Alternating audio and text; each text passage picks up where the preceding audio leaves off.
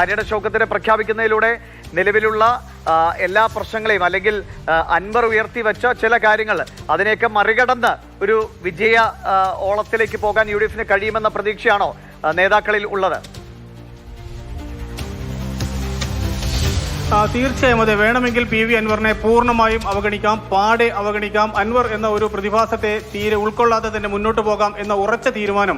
ഒരുപക്ഷെ സാധാരണ രീതിയിൽ ഇത്തരത്തിൽ കോൺഗ്രസിന്റെ തീരുമാനങ്ങൾ ഇത്രമാത്രം ശക്തമായ തീരുമാനങ്ങൾ ഉണ്ടാവുക പതിവില്ല. പക്ഷേ ഇക്കാര്യത്തിൽ അൻവർ എന്ത് തന്നെ സമ്മർദ്ദം ചെലുത്തിയാലും, അൻവർ എന്ത് തന്നെ ഡിമാൻഡ് ചെയ്താലും തൽക്കാലം അതിന് വഴങ്ങേണ്ടതില്ല എന്ന ഉറച്ച തീരുമാനമെടുത്തിരിക്കുന്നു. അതായത് നേരത്തെ തന്നെ KPCCയും അതോടൊപ്പം തന്നെ ലീഗ് ഉൾപ്പെടെയുള്ള ഘടകകക്ഷികളെല്ലാം തന്നെ എത്തിയിരിക്കുന്ന ഒരു സ്ഥാനാർത്ഥിത്വം എന്ന് പറയുന്നത് ആര്യടൻ ഷൗക്കത്തിലേക്കാണ്. ആ ആര്യടൻ ഷൗക്കത്തിനെ തന്നെ സ്ഥാനാർത്ഥിയായി പ്രഖ്യാപിക്കാം, അൻവർ പറയുന്നത് പറഞ്ഞോട്ടെ എന്നൊരു ഉറച്ച തീരുമാനം അവർ എടുത്തിരിക്കുന്നു. മാത്രമല്ല, ഇപ്പോഴത്തെ ഒരു അവസ്ഥ മാത്രമല്ല കോൺഗ്രസ് ഇതിനകത്ത് കാണുന്നത്. ഒരുപക്ഷെ അടുത്ത നിയമസഭാ തെരഞ്ഞെടുപ്പിൽ ആര്യടൻ ഷൗക്കത്ത് അല്ല സ്ഥാനാർത്ഥി എങ്കിൽ PV അൻവർ ഒരുപക്ഷെ ആ സ്ഥാനാർത്ഥിത്വത്തിന് വേണ്ടി തന്നെ ആവശ്യം ഉന്നയിക്കുകയും സമ്മർദ്ദം ചെലുത്തുകയും ചെയ്തേക്കാം.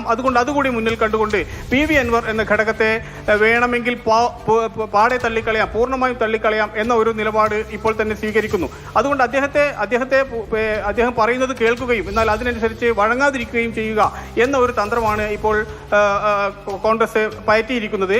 മാത്രമല്ല, വൈകിട്ട് 7:30 ഒരു യോഗം ചേരുന്നുണ്ട്. ആ യോഗത്തിന്റെ അകത്തേക്ക് PV അൻവറിനെ വിളിപ്പിച്ചിട്ടുണ്ട്. ആ യോഗത്തിൽ ഔദ്യോഗികമായി PV അൻവറിനെ അറിയിക്കുകയും ചെയ്യും. അതുകൊണ്ട് ആ കഴിയുന്നതോടുകൂടി സ്ഥാനാർത്ഥി നിർണ്ണയം പൂർണ്ണമാകും എന്നാണ് വ്യക്തമാകുന്നത്. നേരത്തെ ജോയിയും ആര്യാടൻ ഷൗക്കത്തും തമ്മിലായിരുന്നു ഈ സ്ഥാനാർത്ഥിത്വം സംബന്ധിച്ച തർക്കമെങ്കിൽ, അല്ലെങ്കിൽ 2 പേരുകളായിരുന്നു ഉയർന്നു വന്നിരുന്നെങ്കിൽ ഇപ്പോൾ അത് ഒറ്റ പേരിലേക്ക് എത്തിയിരിക്കുന്നു. ആ പേര് പ്രഖ്യാപനത്തോടു കൂടി തന്നെ സ്വാഭാവികമായും നമുക്ക് അധ്യക്ഷന്റെ ഒരു പ്രതികരണത്തിലേക്കാണ്. അദ്ദേഹം കാര്യമായിട്ടൊന്നും പറയാൻ തയ്യാറാകുന്നില്ല. ഔദ്യോഗിക പ്രഖ്യാപനത്തിന് കാത്തിരിക്കുകയായിരിക്കും. ശ്രീ സണ്ണി ജോസഫിന്റെ വാക്കുകൾ.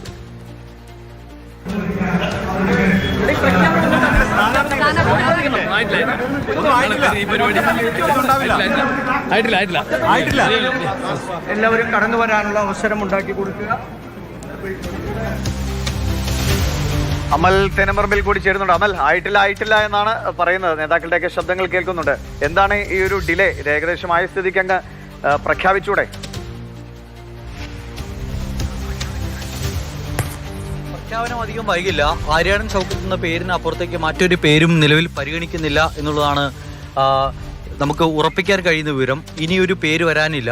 ആര്യാടൻ ഷൗക്കത്ത് 2 പേരുകൾ പരിഗണിക്കുന്നുണ്ടായിരുന്നു. ഒന്ന് VS ജോയി, ആര്യാടൻ ഷൗക്കത്ത്. അതിനപ്പുറത്തേക്ക് ആലിപ്പറ്റ് ജമീല അടക്കമുള്ള പേരുകൾ പരിഗണിക്കുന്നുണ്ടെങ്കിൽ കൂടി ആ മണ്ഡലത്തെ സംബന്ധിച്ചിടത്തോളം ആര്യാടൻ ഷൗക്കത്തിൻ്റെ പേര് പരിഗണിക്കപ്പെടാൻ ഒന്നാമത്തെ കാരണം ആര്യാടൻ മുഹമ്മദ് എന്ന ഒരു പൈതൃകം ആ മണ്ഡലത്തിൽ നിലനിൽക്കുന്നുണ്ട്. ഉമ്മൻചാണ്ടി എങ്ങനെയാണോ പുതുപ്പള്ളിയിൽ, അതുപോലെയാണ് ആര്യാടൻ മുഹമ്മദ് ആ മണ്ഡലത്തിൽ. അതിനാൽ തന്നെ ആ ആര്യാടൻ ഷൗക്കത്തിനെ ഒഴിവാക്കി മുന്നോട്ട് പോകാൻ പറ്റില്ലാത്ത ഒരവസ്ഥയുണ്ടായിരുന്നു. VS ജോയി കേരളത്തിലെ, നേരത്തെ ഞാൻ പറഞ്ഞതുപോലെ, കേരളത്തിലെ ഏറ്റവും മികച്ച DCC പ്രസിഡന്റ് ആരാണ് എന്ന ചോദ്യത്തിന് ഒരൊറ്റ ഉത്തരമേ ഉള്ളൂ.